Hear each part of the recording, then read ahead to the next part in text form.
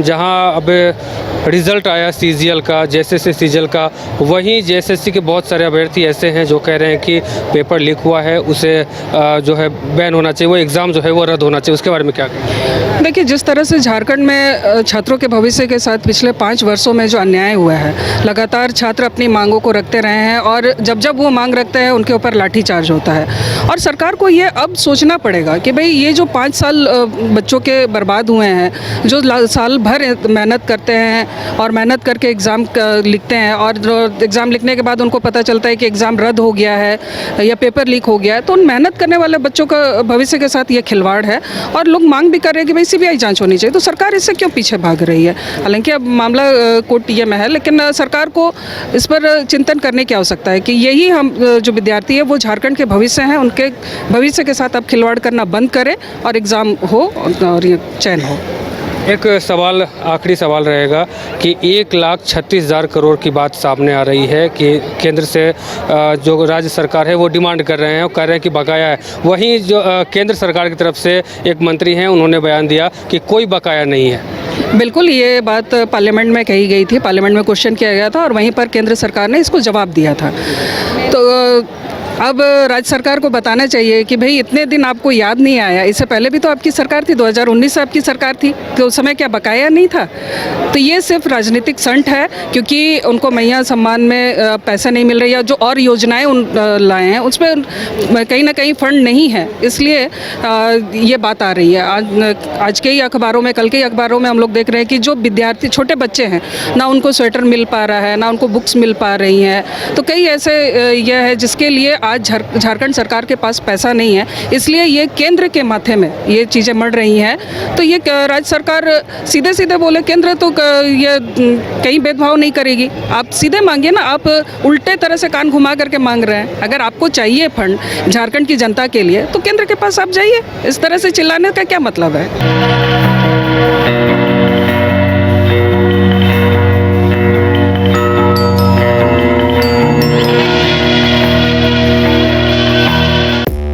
5 राज्य, 61 शहर, 150 प्रोजेक्ट और एक वास्तु विहार।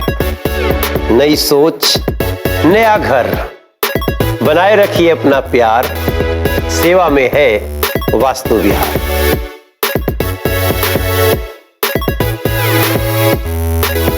जहां अब रिज़ल्ट आया सीजीएल का, जेएसएससी सीजीएल का, वहीं जेएसएससी के बहुत सारे अभ्यर्थी ऐसे हैं जो कह रहे हैं कि पेपर लीक हुआ है, उसे जो है बैन होना चाहिए, वो एग्ज़ाम जो है वो रद्द होना चाहिए। उसके बारे में क्या कहें? देखिए, जिस तरह से झारखंड में छात्रों के भविष्य के साथ पिछले 5 वर्षों में जो अन्याय हुआ है, लगातार छात्र अपनी मांगों को रखते रहे हैं और जब जब वो मांग रखते हैं उनके ऊपर लाठीचार्ज होता है। और सरकार को ये अब सोचना पड़ेगा कि भाई ये जो 5 साल बच्चों के बर्बाद हुए हैं, जो साल भर मेहनत करते हैं और मेहनत करके एग्ज़ाम लिखते हैं और एग्ज़ाम लिखने के बाद उनको पता चलता है कि एग्ज़ाम रद्द हो गया है या पेपर लीक हो गया है, तो उन मेहनत करने वाले बच्चों का भविष्य के साथ ये खिलवाड़ है।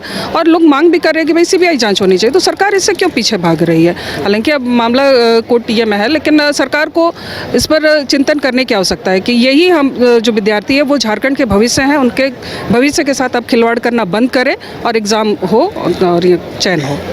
एक सवाल, आखिरी सवाल रहेगा कि 1,36,000 करोड़ की बात सामने आ रही है कि केंद्र से जो राज्य सरकार है वो डिमांड कर रहे हैं और कह रहे हैं कि बकाया है। वहीं जो केंद्र सरकार की तरफ से एक मंत्री हैं, उन्होंने बयान दिया कि कोई बकाया नहीं है। बिल्कुल, ये बात पार्लियामेंट में कही गई थी, पार्लियामेंट में क्वेश्चन किया गया था और वहीं पर केंद्र सरकार ने इसको जवाब दिया था।